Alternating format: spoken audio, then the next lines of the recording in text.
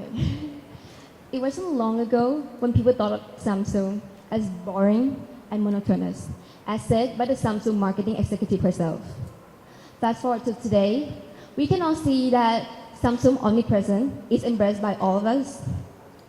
We all own at least one Samsung home appliance. We all know many people who are using Samsung smartphones, and we see Samsung logo everywhere. I mean, look around. Can you spot any Samsung products? Okay, there you go. That's another Samsung laptop over here. Then you may wonder, so what is it that makes Samsung so different from other firms? We are Team UCL and Imperial College London, and we are here to give you the answer. So, how did it all begin?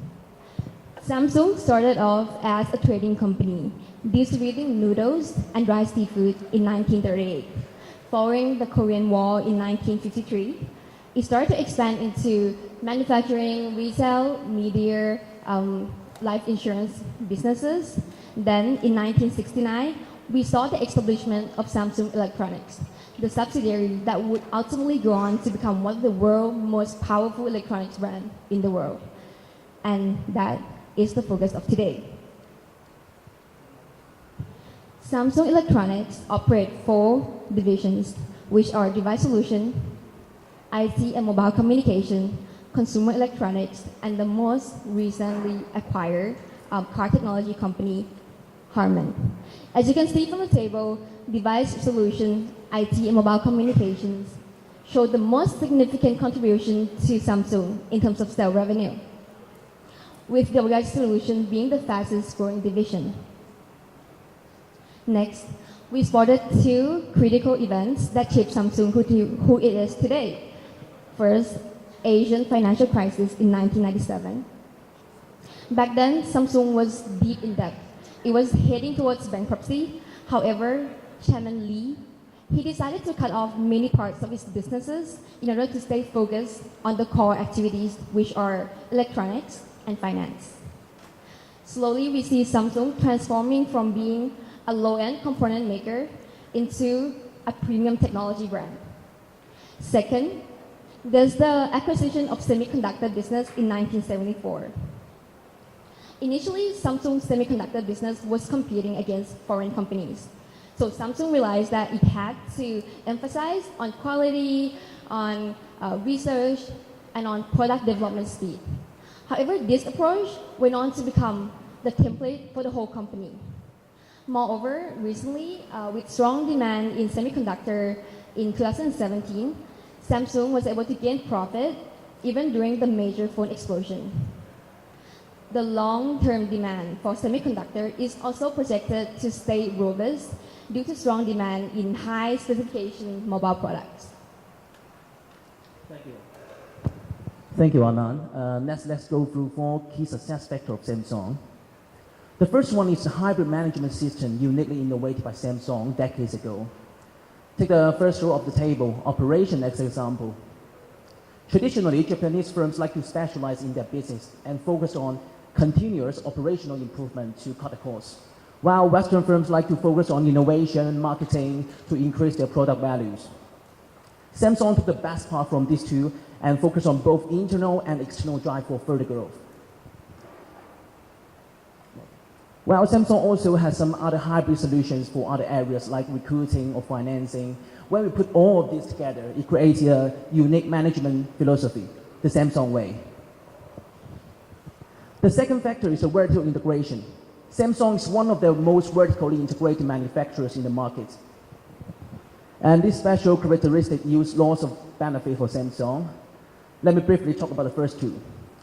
Firstly, it can diversify away the risks associated with subsidiary firms and support a more stable growth. Secondly, because lots of materials or components used in the production line are produced by Samsung itself, Samsung has control over the product quality and to lower the cost. The third factor is the strategic capability. Samsung is able to identify market trends and stay responsive to the market, partially because it has Samsung Economic Research Institute, The institute which provide insight into economic activities and market trends. Let me give you an example. Prior to the financial crisis in 2008, Samsung switched its strategic focus to device solutions to gain a stable growth over this crisis. The last factor is research and development. Samsung, as you see in the graph, Samsung is the third heaviest investor in research and development in 2017. It spent nearly $12.7 billion on research and development ahead of its main competitor like Huawei or Apple. And he focused on some of the most promising areas. He created a new AI center at Samsung Next, an investment fund to support early-stage startups in emerging technologies. Samsung wants to stay ahead of the market. Based on our research and analysis, we came up with 3 main challenges and recommendations on how to tackle each challenge. So first challenge is increasing concern over data privacy and security. So currently, Samsung is introducing a lot of new AI technology, for example, the BIESKE voice assistant. And it's also facing a lot of criticism about the smart home platform. After the University of Michigan researchers were able to hack the smart home platform and set off the fire alarm. Moreover, it has future plan to integrate all these devices with AI by 2020. What all of this implies is that Samsung needs to urgently and efficiently enhance its platform security and data transparency, because more and more consumers are now aware that their data are being collected or maybe even exploited. Okay, moving on to recommendation. We found 2 case studies that are useful in deriving our own recommendation. So let's look at the first one, which is the Facebook Cambridge Analytica data scandal. So recently, Facebook has shut down hundreds of thousands of applications on its platform after finding out that Cambridge Analytica has illegally collected its user data and also used them for political advertising. This supports our first recommendation, which is to increase scrutiny of applications on Samsung App Store to prevent data leakage. Moving on to the case of Apple. Apple has been able to enhance customer loyalty by providing dedicated privacy website and transparency report so that Apple customer will know what data are being collected and how the data are being protected. Based on this, we would like to recommend Samsung to provide transparency report tailored to the user based on what application they have downloaded. This is to inform them of what data about them is being collected by the applications that they choose to download. The second challenge Samsung facing is the fierce competition in China. As you see in the graph, Samsung's market share in Chinese smartphone market dropped from nearly 20% in 2013 to only 0.8% in 2017. And while its competitor fast grew up and dominated the market. Why has the market dropped it? Internally, Samsung didn't manage to provide suitable localized strategies. It tried to use similar strategy in other countries and copy the success in China. However, we forgot China is a very special market that has a population of more than 1 billion people. There are lots of difference between cities of different tiers and lots cultural and geographical difference. Secondly, the accident of battery explosion in 2017 severely damaged the reputation of Samsung. Externally, the Chinese firms, its competitors, were fast developing, like Xiaomi or Huawei. Those firms are Chinese firms. They know more about the Chinese consumer than Samsung does. Therefore, they can provide better customized solutions to consumers to gain the market share.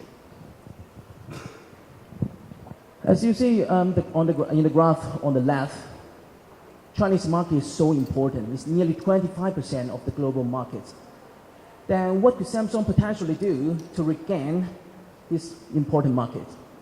Firstly, we suggest Samsung to adopt some semantic strategies, focusing on cities of different tiers. For example, tier 3 city users, they have less purchasing power and they are less exposed to international contents. So we advise Samsung to provide more localized content to those users. But how could Samsung achieve this? We advise Samsung to partner with local data agencies such as Tencent. Tencent has WeChat, the Chinese version of WhatsApp or Line, and nearly almost every Chinese is using it every day, so the data accumulated is very considerable. If Samsung can partner with Tencent, it can use the data to further understand about the life habit or the culture of consumers in some specific regions, and then they can provide more customized solutions. Lastly, we think Samsung is also necessary for Samsung to sacrifice some short-term profit to lower the product price and regain the market share, considering it only has 0.8% market share currently. The third challenge is the loss of consumer trust. We have created a sentiment summary using a software called Quid, in which it helps us analyze 1,077 stories from the year 2016 to 2017. And as we can see from the graph, the major issue is the battery explosion. So what actually happened is that the Samsung Galaxy Note 7 battery exploded due to a short circuit. Therefore, Samsung recalled the phones, and then they replaced them with new ones. However, it resulted in another explosion. Therefore, 96% of the devices were recalled worldwide, and Samsung's reputation actually fell from 20th in 2016 to 89th in 2017. So even though Samsung has already implemented extreme battery measures like using X-ray, however, we recommend using advanced product quality planning. It is a framework of procedure to help comprehensive approach to evaluate product viability and also identify problems during the design and test phase. Another recommendation is to use digital tracking and traceability. It is done by generating virtual identical copies of the product using simulation software, and so the error in the original battery manufacturing will be traced in the early process and hence preventing a massive recall. So how can we teach the case study in a college classroom?